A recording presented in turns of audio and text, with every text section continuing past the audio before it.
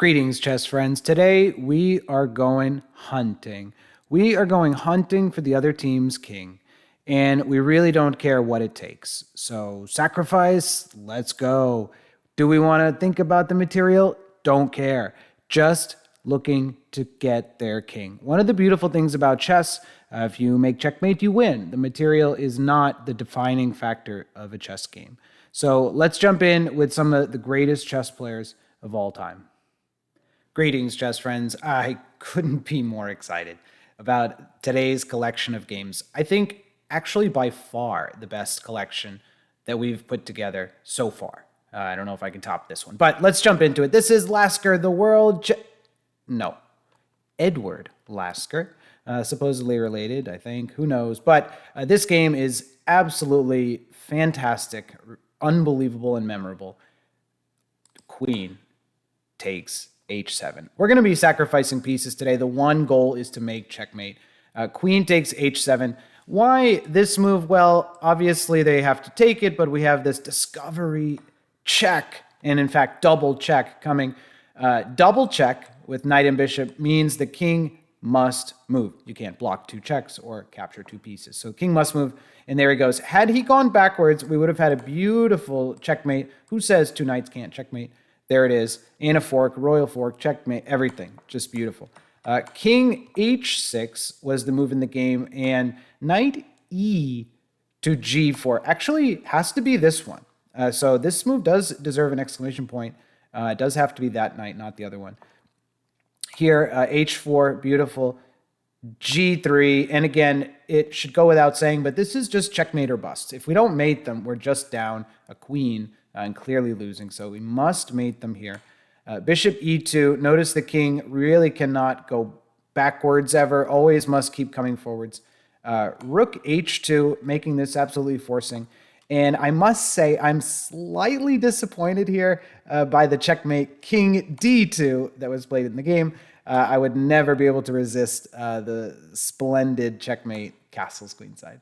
I don't think I've ever checkmated someone with the move castles before. So that would just be too fantastic to pass up. An opportunity to pass up. Let's see the next one here. We're going with Nakamura. This guy has been a legend, the class of American chess for many years, and this is one of those games, I think he was in the 2600s, where you realize, okay, he's clearly making it to the world's elite. This game was played bishop takes f6, which attacks black's queen, and queen takes f2 was the answer. Similar to the last one, the king decides to come out, wasn't surviving either way, but when he come out, what really does tip the balance in a lot of these ones is the next move, after the sacrifice, where you can prevent the king from getting safe. If we had even, for example, taken this with check, and you check, and they are actually very safe for a long time, and white is just winning. But by playing bishop c5 first, you don't let the king escape back into shelter. Being forced to come out is what makes this all worth it. Another check. Notice the two rooks and bishop all making an appearance. In fact, every piece helps here. One winning move, and of course Naka nails it. He plays knight e5 check, king g5. Many variations here, by the way. I don't want to get into all of them. We'll touch on just a bit here, but of course you can move anywhere to the h file here. You could play rook takes. None of it works. I'll just spare you the surprise. So black is winning. King g5, rook g6 check. A nice move. He goes to the h file. Let's point out one of these. Actually, bishop c8, a nice move. And the king still gets mated here after a bit of a chase. King h5, like we said, and f6. A nice move here, which really keeps the king under complete lock and key here. If you ever take, or of course we're taking with the rook, and bishop c8. That closes the net around the king. We're threatening mate in 1 here. Rook h6 is mate in 1. He plays g4 in order to escape, but this allows a different checkmate. Every piece helping here. Bishop f2. Only move, and again you have a choice of checkmates here with rook h6 or rook h5, which is a little bit more picturesque. There the pawn is pinned, and checkmate all the same. Wow, Nakamura, really a brilliant sacrifice here. Queen takes on f2. Those two, very similar. Now, I must admit, a gentleman I hadn't heard of before I found this game, and this was the as advertised mate in 9. He plays queen, takes c6, force mate in 9. Again, so we can point out a lesson here to learn from. Really, it's often that second move which hooks you. That's when you're calculating, you say, okay, queen sack, is this really, ooh, maybe this would work because of that second follow-up move, a discovered attack, or where their king cannot get back, usually to the 8th ranks and into safety.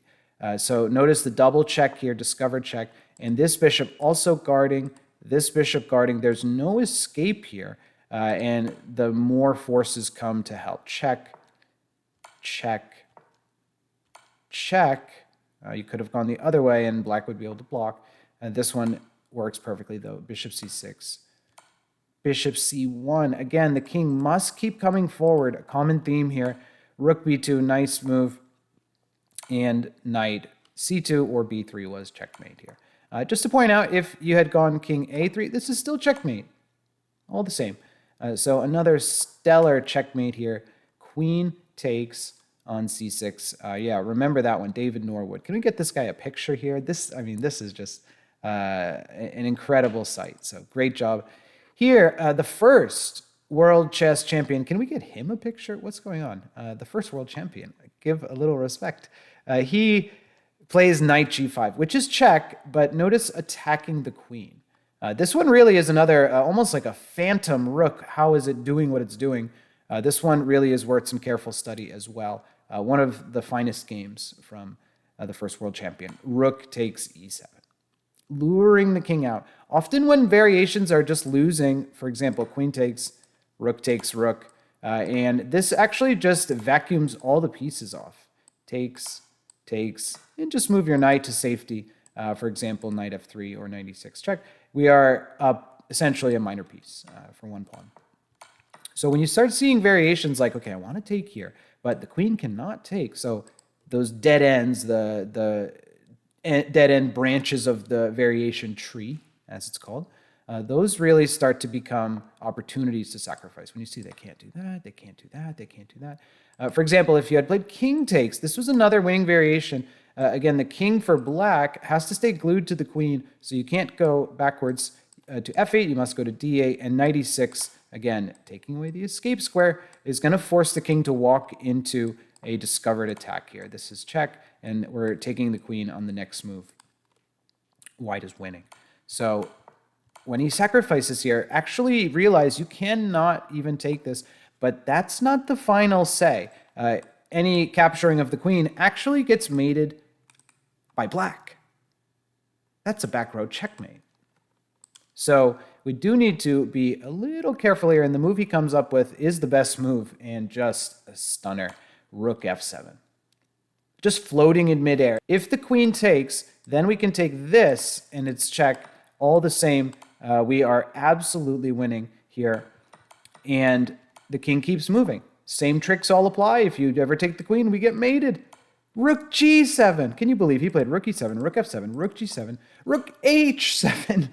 This is just comical at this point. All the best moves, by the way, and this has got to be his finest game. So I think he resigned around, I think he resigned here at rook h7, or maybe rook g7, he resigned here. But let's just look at a few other moves. If you move to the corner, now that the h-pawn is gone, queen h4, and this would actually lead to a force mate, etc., etc. If you continue on this path, now knight h7. Again, with the h-pawn out of the way. If you take the rook, we take the queen with check. And if you move the king, this just keeps getting worse. This is checkmate, actually. So, fantastic. Again, starting with the sacrifice, which lured the king. A little trickery here. Watch your back. And then f7, g7, h7. They should just all be getting exclams over and over again. Let's see the next one. And again, this one just goes down in the history books. And I would say personally, this one made a big impression on me when I saw what happened next. So it feels like white is winning. We have all of the pieces doing well, but notice you can't just invade. For example, these two black pieces and a battery will make checkmate on us. So you cannot move your knight forward. And it feels like every piece is well placed. And every piece is well placed. How do we improve any pieces then if everything's so well placed? Well, king h2. No way. You've got to be kidding me. Oh, no. And probably black in this game had that sinking feeling. Can't believe what he's seeing. Nothing to be done. Actually, all the black pieces paralyzed here. And the king invades. I thought this was a funny puzzle to include today with king hunting as the king himself going on a hunt for the other team's king. King g5. This is where here Timon resigns, but probably the most notable game in the catalog of Nigel Short. King h6 would be absolutely forcing checkmate. And just point out a move like king h7 still gets mated. Rook f7, or a little more picturesque is queen g6, king h8, and we just kind of reset here a little bit. King f6. How can you resist? So a wonderful example there from Nigel Short, which is actually the king himself going on a little hunt. Well, here, another legend, Capablanca. I seem to use his games in every video. He was just so phenomenal. And actually one winning move here. There's just one move. And naturally he finds it. We're down a piece, by the way. And he spots d6 double exclamation point. Again, the point is your queen cannot take, you're pinned. Your bishop cannot take. Remember, you're pinned here and there. So if king takes, which actually does eventually happen, but it's all based on this, rook d1, and we pick up the queen. So the king can't take, queen can't take, bishop can't take, king can't run away, or we take the queen, similar to the Steinitz example. King e6 then, and queen b3. All of this has to work. Notice again, you can't retreat. You can't take the pawn, rook d1. King f5, this is the game, queen d3. If you go back, the same variations occur, but we're one step closer, and now this is just checkmate. That's mate. So really, again, you'd be forced to take here, and again, rook d1. All of this comes to fruition here. Check, check, and again, if you had gone out this way, we would have a check and a checkmate, hunting down the king. The real game went like this, king e6, and the same thing we just said. All the variations seem to be interwoven here, similar moves, all the same. And this is the real game. Actually, the game went on a little bit more here. Kappa does win. Queen takes a6. White goes on to win this one with a nice passed pawn. But I thought that was a really interesting one. Again, d6, luring the king out in the open. Especially when the king is defending, like a queen in this case, you have very limited moves with your king. Okay. Here, one move, knockout punch. Bang. Whoa. Bronstein. When you have a rook on the 7th rank, you need to be looking for tactics. When you have a pawn one step away from the king, right in his face, you need to be looking for tactics. Add in a knight, sprinkle in a queen. Queen g6, stunner. Stunner. We're threatening mate in one. If you capture, check, and king goes left or right, we're getting mated here. Let's see it. Knight g6, checkmate. Bronstein was fun. Fun to watch. Really exciting squashbuckling games. Here, last one for today, and a little different than the other. I saved this one for last as the king is a bit in the open, but there's no queen. There's no queen in this one. How can we possibly make such an attack? Well, really nice use of the pieces here. The king has to come out. Should you go backwards, let's say king to c8, knight e4 really starts to get invasive. Notice there's pawns hanging everywhere, and in addition to that, the knight d6 threat is just curtains. In the game, he plays king e6, and similarly, b3 really disrupts all the defenses here. Rook d6, he comes forward. If you had gone backwards, very natural move, knight d5, king f8, bishop h6. This just looks like you're getting mated. You can't come back too safely anywhere. So let's rewind. He does come out. King f5, knight d5. I gave this an exclamation point. It's a pretty natural move, but maybe not the first that comes to mind. We are threatening this while defending, but it is the best move in the position. Rook takes f6. Again, the king must come forward.